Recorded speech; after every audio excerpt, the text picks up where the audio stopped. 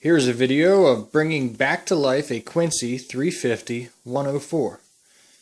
This compressor originally ran 3-phase, and we replaced that with a 10 horsepower single-phase motor, compressor ready, so it has capacitors in it.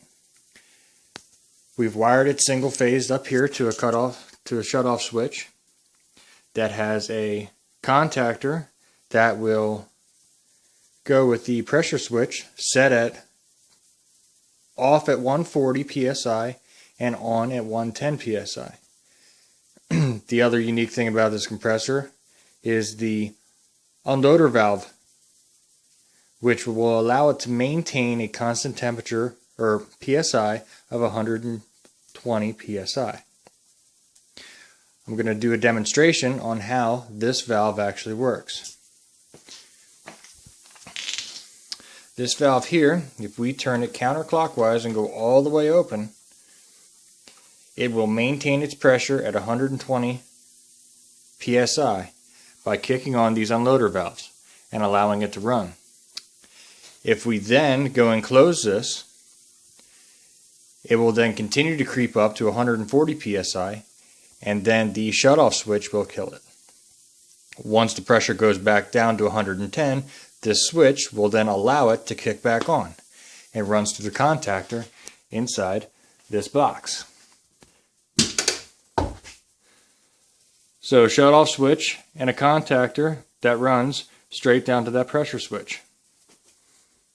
I'm going to kick this on, and we're going to watch this creep up to 120, go into the unloaders will kick on, and then we will go and turn the unloaders off, and it will creep up to 140, and then it will shut off.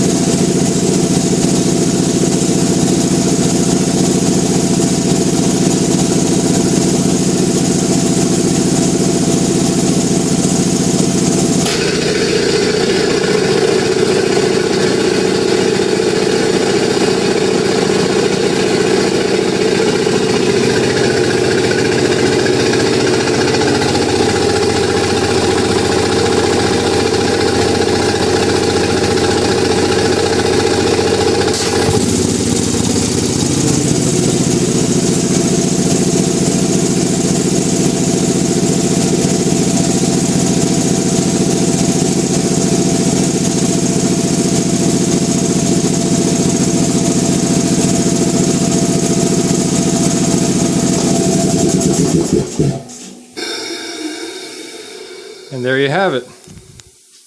So depending on the application that you're running, you will either want to run like a standard air compressor like this, where it kicks off at 140 psi, or kicks and then kicks back on at 110 if you're not using high air volume tools.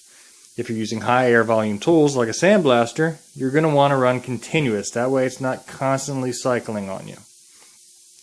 Now the only problem with this compressor is it's blue.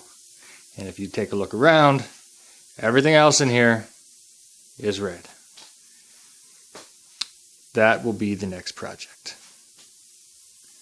But anyway, thanks for everyone's help in getting this running.